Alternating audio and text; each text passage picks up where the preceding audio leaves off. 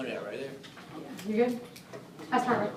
Okay, so what we're going to do is go back through notes, piece by piece, and go through some things. If you have questions, just stop me and ask me as we go along, okay?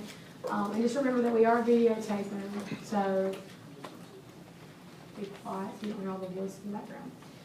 First off, how does mass differ from weight? You should already know this. You're an honors group already. Mass never changes and is always independent of gravity. Weight is a force that depends on the pull of gravity on an object. Hence, you weigh 150 pounds on Earth. I don't weigh 150 pounds on Earth. But if you do, on the moon, that's not what you're going to weigh. You'll probably do what?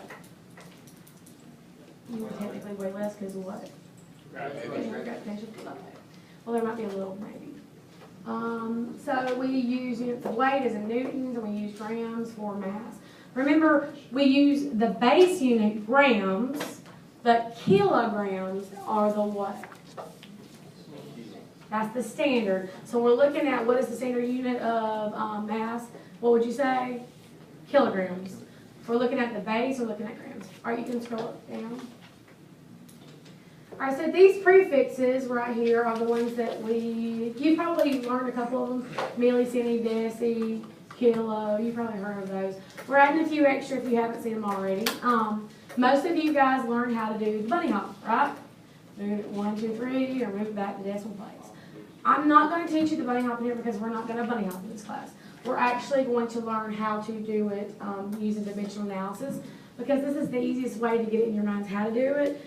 Once we start GMA problems all the way through, the dimensional analysis piece is all we do in GMA.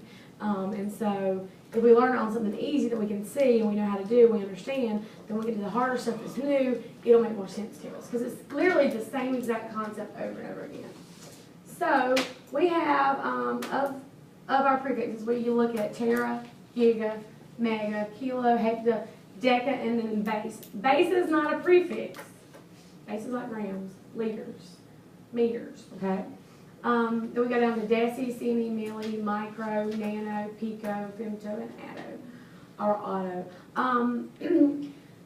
They're easy to memorize as far as how to know the numbers that go with them. For me, because of the fact that we're not going to actually memorize anything with negatives and positives. We're going to go through that today, how to memorize it so that it will be easy for you guys whenever you're doing it.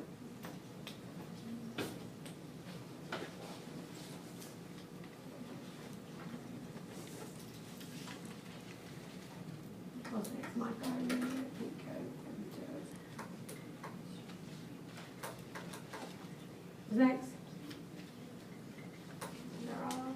Alright, so we're going to do something real simple. It's called an acrostic almost of what all the letters are. Just like PEMDAS, please excuse my dear Aunt Sally, we're going to put this together in order in groups. I'm going to divide you up into groups of 3 or 4. You come up with a creative little statement just on one sheet of paper. I'm going to read them out loud for you guys, and then what's going to happen is we're going to vote on the best little statement. You must use the word or the letter B, because if you don't use this portion of it, then what ends up happening is you forget where the base is going to be. All right? Make sense? Okay. So if you will, Nathan, if you will match, stop right there.